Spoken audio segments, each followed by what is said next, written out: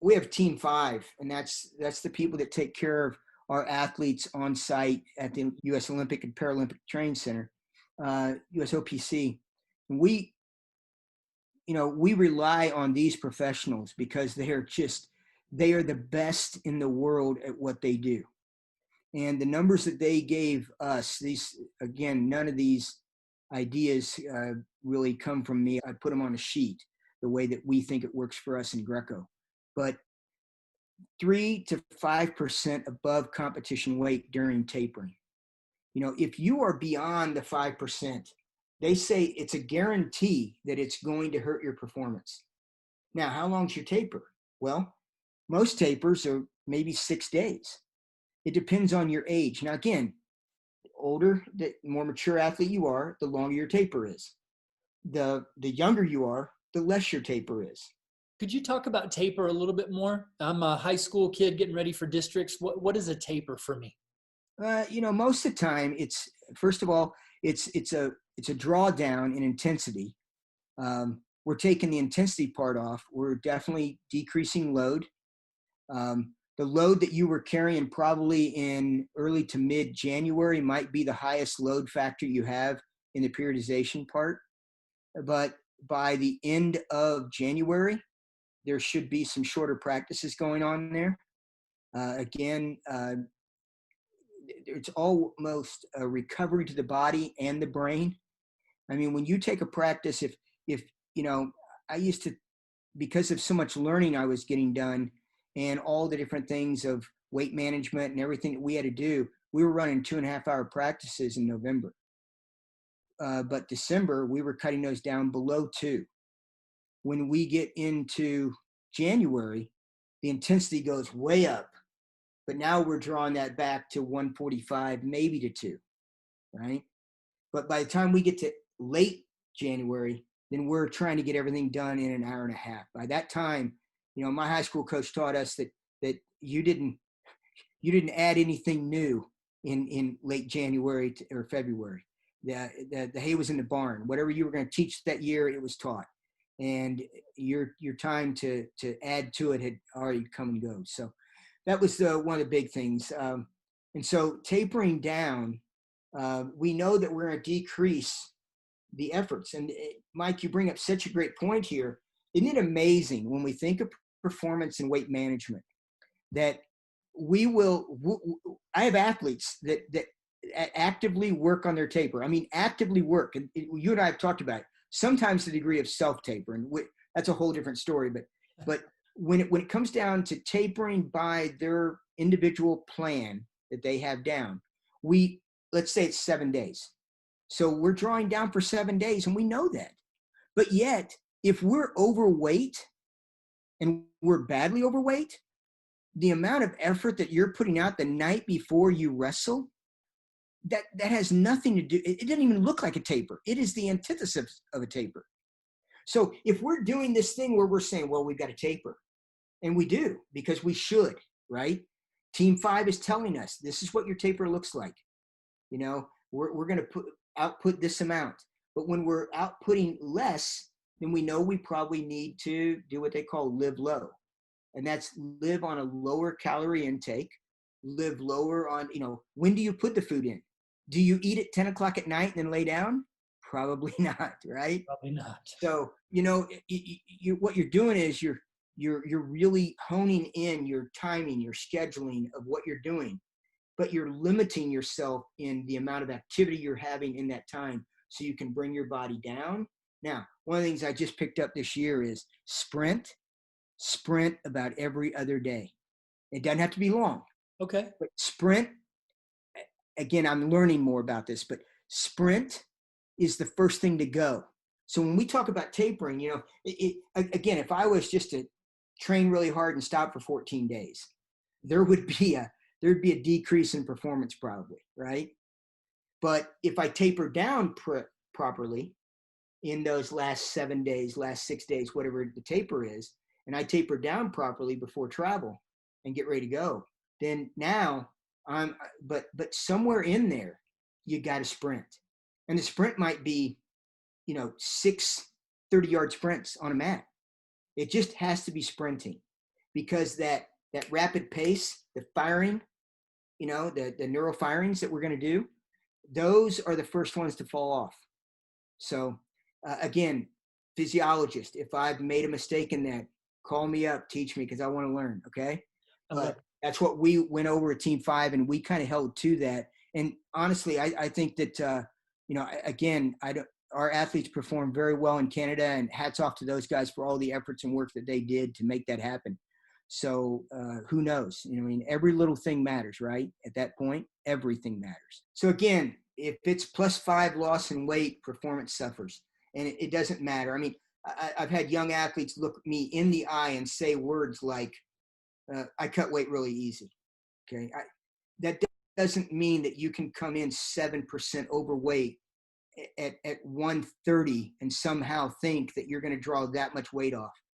You're talking about the 5% loss performance has to suffer. We know that because the experts say it. Yes. So I might be winning. Maybe I win every match. There you go. But my performance suffers. Right. So if we're talking about high performance, it's not about winning. It's about performing at our capability. Yeah. Okay. Yeah, it's one thing to get on the podium. It's another thing to get on the podium again and again and again. And that consistency, if you keep doing that, it will, you and I both know, there'll be a time where it will not work for you. Looking across the bottom there, we've got the work down. And then I want to say one more thing on this right here. It's got, if we follow that line out, when we say striking distance, that's where you know your water table. And that puts you in that striking distance. You know what you're going to float. That's part of striking distance. I can predict, I shouldn't say that. I can predict where my weight will be the next morning based on tracking that weight. And that's the reason why, some athletes, they just don't like weighing in. But I urge you, because it's no different than that urine chart. Getting on that scale is an information piece. And it's an information piece that comes really easy. And it's another piece of information. And if you monitor what you lose during the night, then you get a really good understanding of what your plateau might be, what your float might be, and even a little bit about your water table. And then measuring your weight prior to practice and after practice really determines that water table piece. If the practice is 90 minutes and coach pushed us and you pushed yourself pretty hard, what did you lose? And many times you lost that weight with nothing more than a singlet or a pair of shorts and t-shirt on. And think of that too, right? Yeah, this was my training logbook from growing up. And the exact concept was the more I knew about myself, the more power I had on the choices I made. So if I knew I drifted 1.5 pounds, I knew I could put extra in that night so that I would sleep better rest, better recovery, better energy the next day. It really does all come back to our awareness of ourselves. Can you show it one more time? I got that. This is the old kind of book. Yep. And then, whatever chapters, but typical daily chart. I knew how much I floated at night, how much I lost at each practice. And I did the calorie thing. And you don't have to do all of this to better understand performance. Sure. But the more numbers you have, you know me, I like metrics. Knowledge is power. Yes, knowledge. You are a powerful man because of it. And if you use it properly, then it turns into wisdom. And that's really awesome. I'm hoping someday I can get there. Right? That's what we're all striving for.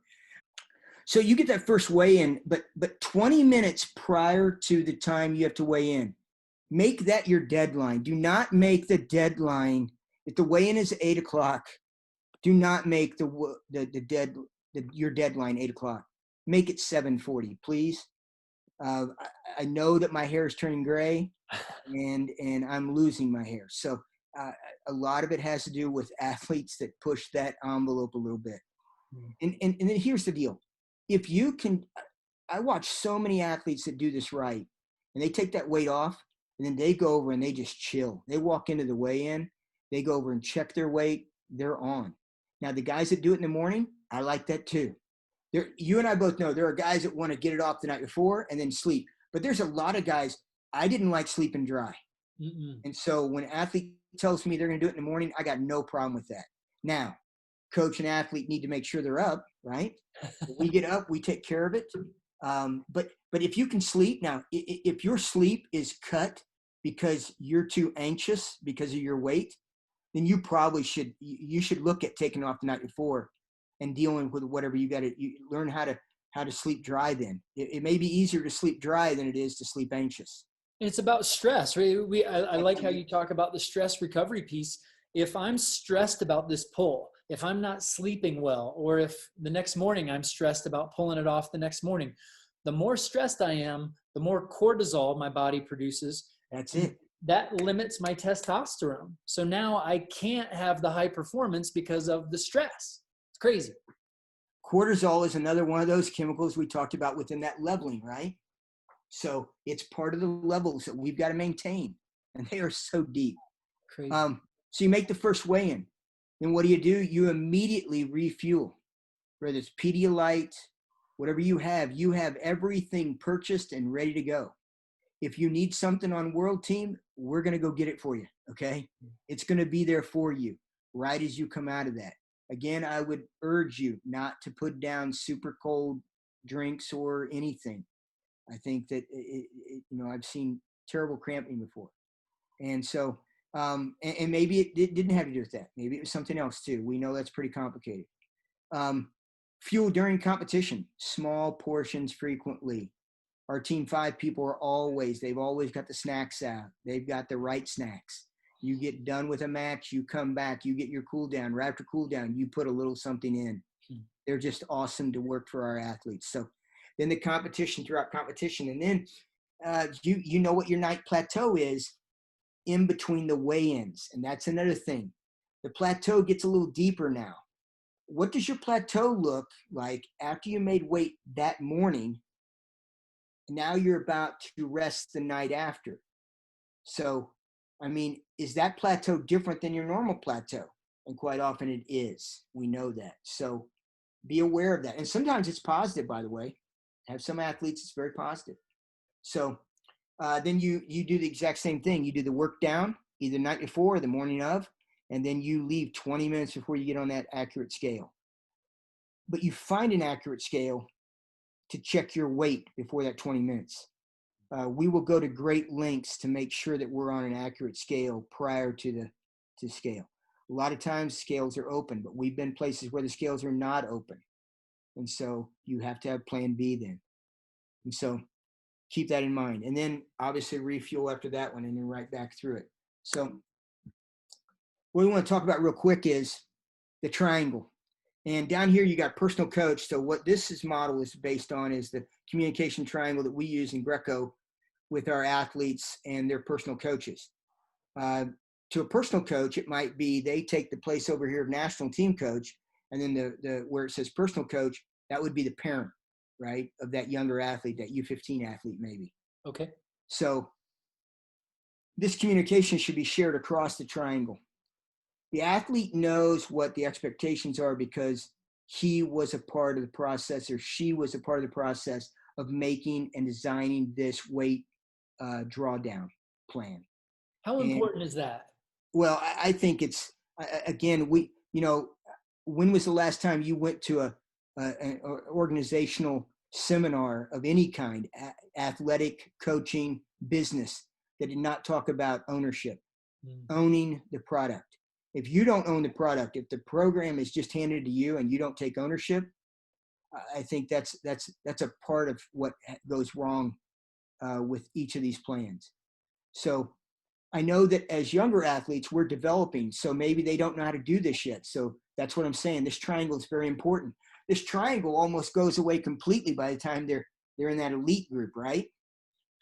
They've got the plan. They're walking it through. The coach is saying, hey, tell me your plan. Because you tell me your plan and this is what you do. This is how you do it. Okay, let's walk down this road. What am I doing? It changes, right? All of a sudden, the coach, hopefully, at age group has been teaching it right. The athlete has done it right, and now, like what you've talked about several times tonight, is through proper, process. What did I do before the weigh-ins? How did I get my weight right? How did competition go? And then a reflection on the backside of that saying, wow, competition was awesome. I'm going to replicate what I did to make that happen in all areas. and nutrition and weight management is one of those. So in order to replicate it, maybe at first the model looks like this, but this model then will change over and the athlete will be telling us. And I think that, but in between those two areas, then that's where the athlete and coach are both asking open questions, right? Hey, coach, what about this? And the coach is asking, hey, do you want to cut your weight the night before to finish off that little cut? Or do you want to do it the morning of? How you feel? What do you want to do?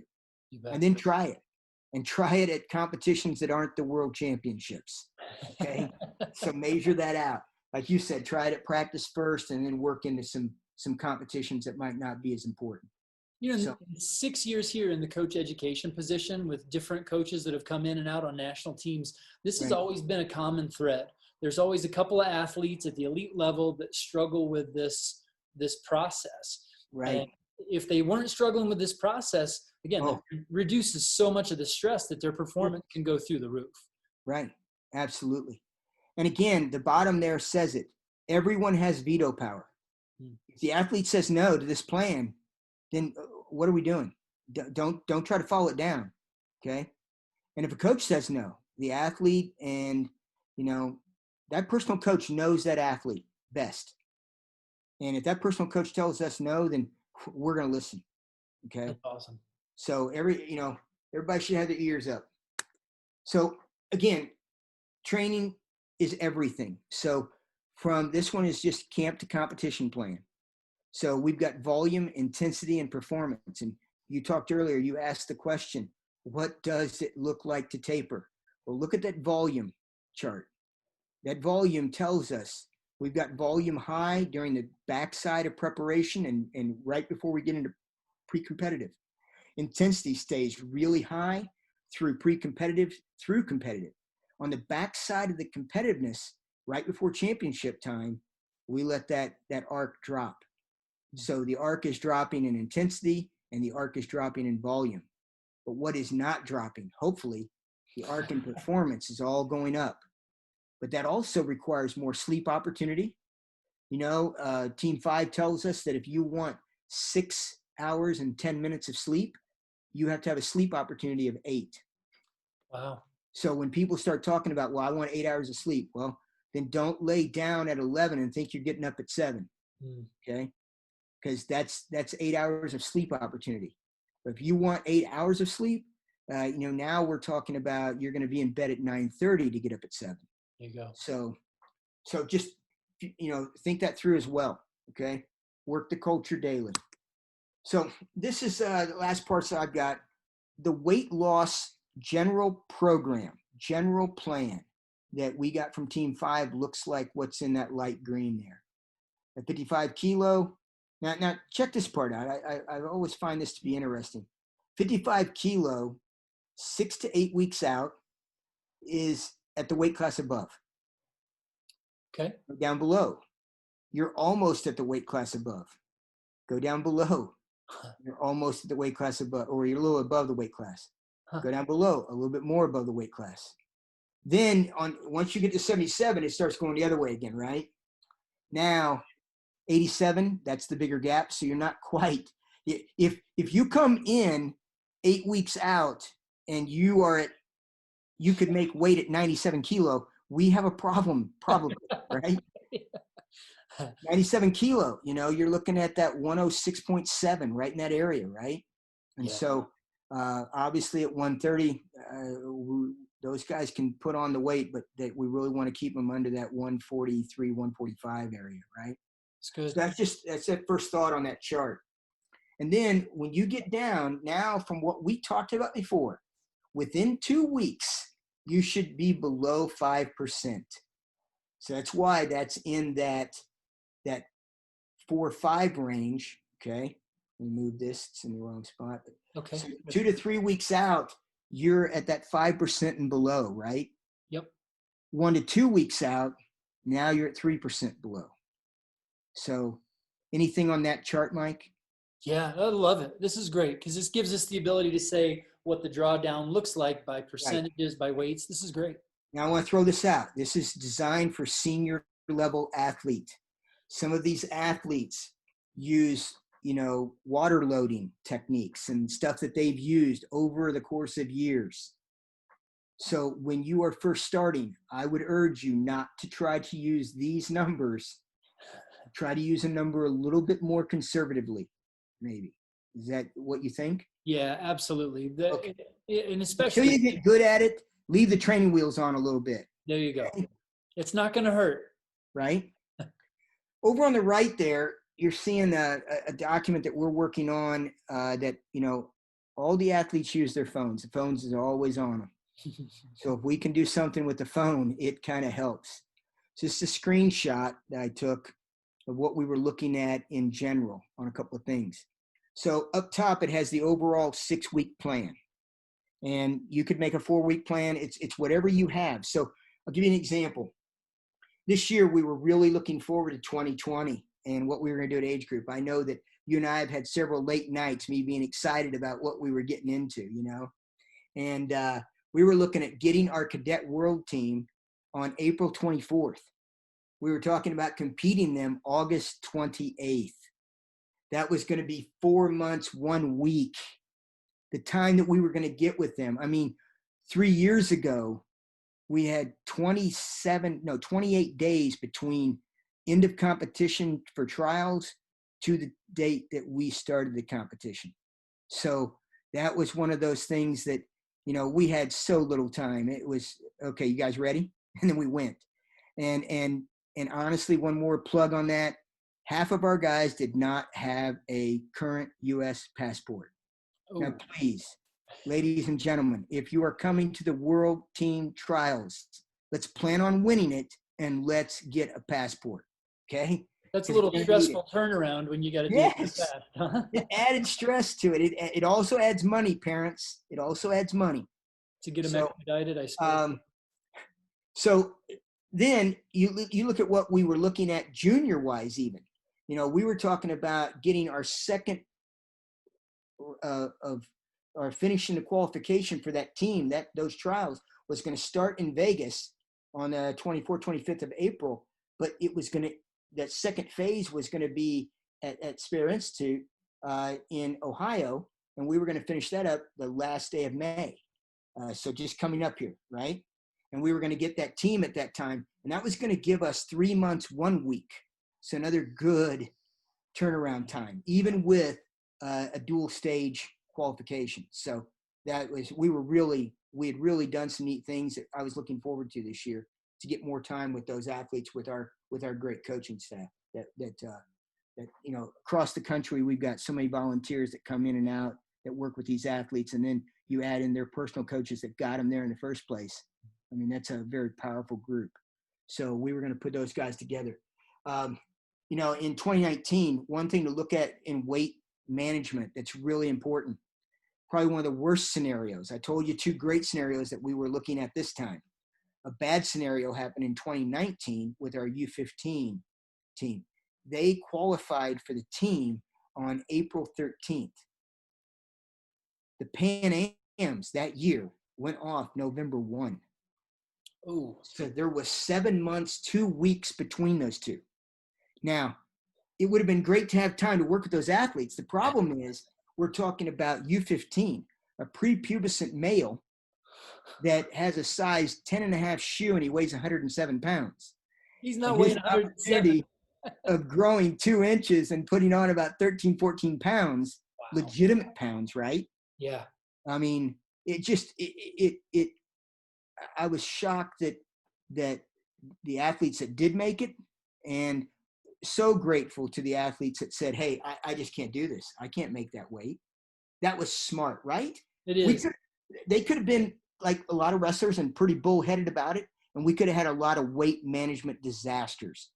And I thought that, again, hats off to our high performance director, Cody Bickley, because he was like an orchestra director. I mean, he put the thing together, and it's hard because we got the process, right, that we put down, the procedures, and we got to follow those procedures. So the puzzle got harder, and he still made it work. We had great success with that group. They did a fabulous job, but man, that is not something that we want to go back through again. And if we are in that, one of the things we're looking at is having 2 weigh-ins. That's another reason why I wanted to show that chart, because we want to go multiple weigh-ins at these events, because that's the only way we have to try to push the button that says don't cut too much weight. Because if you cut too much weight, you just won't make the weight, and you won't make it properly, because we put that 5% down, right? That's right. We're going to be over 5%. And we know your that body's in the middle of taking, we talked about levels of cortisol and testosterone and insulin and all these different levels that's running through our body. All of those are unbelievably elevated for that 16 months of puberty that we go through. So we are absolutely going against nature at the absolute wrong time. Right. So, and I know that, I talked with Coach Medina today as well with the women's development program, and they're just doing such a great job. And she talked about a couple of things that I thought, wow, I didn't know that. She talked about women's sweat rate being different. Okay. Wow. And I thought, all right, that's different. And then she talked about that on average, developmental women float less than their male counterparts do. So she has to take that, her and her staff have to take that into consideration, right? Sure. So, we're all different. But again, you take another athlete. We mentioned, Dakin Taylor earlier, but Helen Morales, I mean, my goodness, one of the greatest matches of all time to me. Now, first of all, I've got to put Carell and our man from Wyoming there. That's number one, right? But, Rulon, after that, then to me, it's Helen. I mean, what a phenomenal win. And she created that. I mean, what an amazing deal. But, she went from, she bounced from like 53 to 63 in an 8-year period there. So I think that's something that, and again, another thing that Jess brought up was, that Coach Medina brought up was sodium intake late. So I think that's another thing that was worth talking about. And it's always, both of our developmental coaches talk a lot about just, let's develop a plan that puts us on a balance. We all know that weight loss is good because it maximizes our power to weight ratios. And we know that. But if we go too low, then we sacrifice our strength, endurance, and all those things that levels do. And it takes away from our performance. Somewhere in between that is reality. So we'll finish out with this real quick, but it's a 6-week program. And so what I did is I took the image of, let's say we're at 77 kilos. So over there in the far left, you have those, what's on the column chart that Team 5 has given us. Yes. Above 8%, 7%, 6%, 5, 4, 3. So you see that downward loading, that unloading of the weight that you put down on the drawdown, that you made that line linear, right? Yes. And so we take away it would be bad. It's bad enough to yo-yo during a high school season, but to yo-yo on your way down, it's counterintuitive. Yeah. So we want that to be a progressive chart. And so again, we look at 6 weeks out, and we've got it at we've got it at 8-7 there. And so I've changed some of these dates, so some of them will make sense, some will not. But 6 weeks out, we're at 8-7, and the wrestler came in weighing 183 in pounds, 83 in kilos. So we put both on there so that no matter what scale they're on, they can measure themselves. And they start matching that up. And it's one of the things that we want to do to internationalize our athletes, put them on a kilo range. And so, but we also know that a lot of the scales they're going to get on might not measure in kilos, and that's okay too. So we want to have both up there for them, but the loss is always based on percentages. And that's one of the biggest things I picked up from Brian. I think that he did a marvelous job with our U15s last year, and really, really helped me out learning a lot more about percentage weight, looking at it that way. The weight loss there on the far side, you're at minus 1.1 kilo. That's coming out of that 8% down. So you're talking just over 2 pounds, right? Yeah. And so you're dropping from 83 into that 81.9. So that's 1 week, right? Week 5, you've still got, you're at week 5, you've got all these days left there. On the 5th week, all you've done is gone 1 more kilo down. And like you said, if you just took off soda, that's 3 pounds. Yep. That could be your first 2 weeks there, or first 3 weeks. Yeah. Right. And all it takes is just cutting out one little thing, or what time you eat. Right. And then how much, obviously. But now look at camp. During camp, we decided, we changed this a year ago, and we had good success with this. We wanted a 0.4 variance. So literally a 1 pound variance. So if an athlete came into camp and was working really hard, and we were going 3 times a day, maybe in some of those days, when you're going that hard, we want them to fuel. So we definitely want them to eat. So we're not putting a number on there where they're worried about their weight during camp. So that's it's some of the hardest training they'll be doing. So what we'll do, and they're 4 weeks out at this point. So if they gain a pound, I'm okay with that. We've had some athletes this last year, they lost a pound in camp. Okay. Now with that food out there, it's pretty easy to gain it too. So, but anyway, so what you saw in blue there was camp. Then they came out of camp and they got serious again. We take another kilo off of them. So now we're losing 2.2 pounds. And then the following week is that week 2. And now we're in 2 weeks out, and now we're dropping another kilo. Now what we got left is to do 1.5 kilos. So roughly 3 pounds, 77 kilo. You know, you're talking about going from literally 73 down to 69, right in that area. And so when you're looking at that, that should be your water table almost, right? Mm-hmm. So all of this matches up with everything we've talked about for 1 hour. That's great. And it's just on a nice chart that will be in their phone. Now, the next one down is what they'll see when they get to that first part of the process, that top line, the 8%, 6 weeks out. I'm at 183 or 83 kilo, and I'm going to lose 1.1 kilo this week, change loss. Yep. So how do you do that? Well, all I did was I did the graduation. So we started 8% and we end the week at 7%. And we drop 0.2 kilo per day. Now, are we going to drop 0.2 kilo per day? No. We might lose a pound this day. We might lose a half pound the next day. Sure. But what you do have is you have the actual numbers there. We're going to start the week at 83 kilo. But when we get, we're going to start the week at 82, 8. So we're 1.5 kilos down, or 0.1. When we get down, so that's at days, there's 42 days before we compete at that point. We know that. Now, at 37 days out, we're going to weigh under 182. That's what we're going to do. Yeah. So if you get on the scale and you weigh under 182, 82 kilo, then you did your job. That was your week. Now, we have athletes, and this athlete in particular that this was used off of, he's a younger athlete for us. And he, that week, he came back in, and all of a sudden he went up. And he talked to me on the phone and that, and we talked, but then he showed me a screenshot of the weight that he got to that week. And so again, what did it do? It put an immediate goal in front of him. He knew exactly where he wanted to be because it's his plan. Okay. And again, this is not written out by a coach.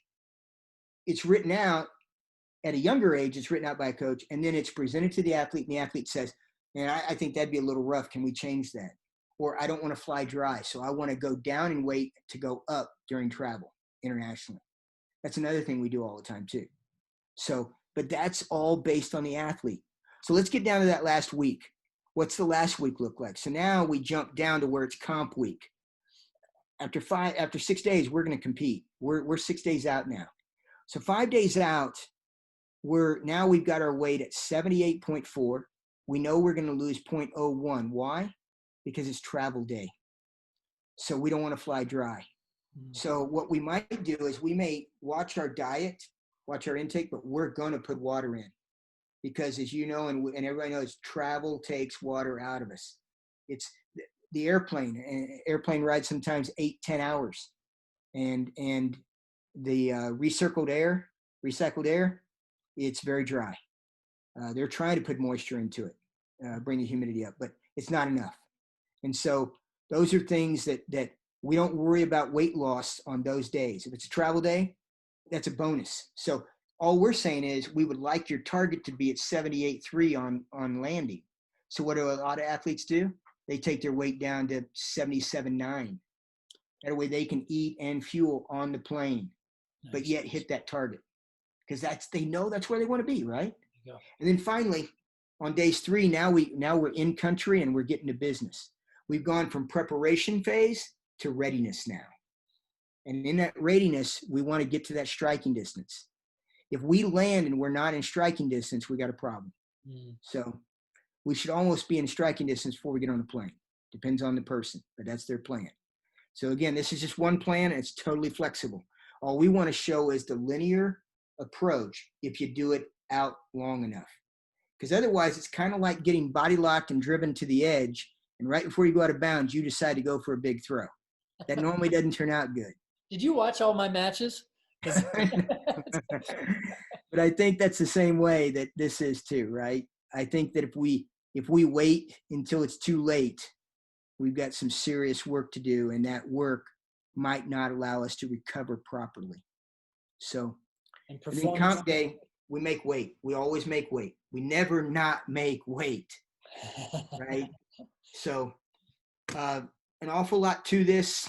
Probably went over a little bit, I'm sure, but I so appreciate everyone's time. And Mike, again, I can't thank you enough for the way you do business. And I know you've made me a lot better coach, and I know that I'm more educated for it. And the other thing is just our education program in general, and the type of coaches that's going through that right now and what it's producing. I mean, what we've seen tonight has about 4 or 5 different hands directly on this document. So it's pretty neat. Right? Yeah. And countless coaches that are old mentors that we called and said, hey, what about this or that? And, again, just today, I'm so appreciative of the staff that we work with, because, you make a call to KJ, he's picking up, and he's always, Coach, how can we help type deal. And Coach Medina, same way. I mean, just we work with great people. And so I think that's all of this came into this document. So it's definitely not, I know it's not from me, and I know it's not from you. It's from everybody. So we appreciate you and what you do. Thanks. So many people that contribute to the success in our sport, and it's a volunteer organization, right? We are reliant on these coaches that do it out of the love for the sport, out of the love for the kids that they're helping develop. And that's you in a nutshell. I'd be remiss if I didn't, I was going to wear it. Oh, no. I was going to wear it, but I thought, you know what, I'll go ahead and. That's good. The one you got on is really good. Okay. Love you, Gary. Thanks so much. Yes, for all you too. Doing. I love you. So be safe. From all of us at USA Wrestling and Moments Off the Mat, Mike Clayton, Gary Mayabb from our Greco program, thank you for joining us. Keep doing great things for our kids. Thank you. See ya.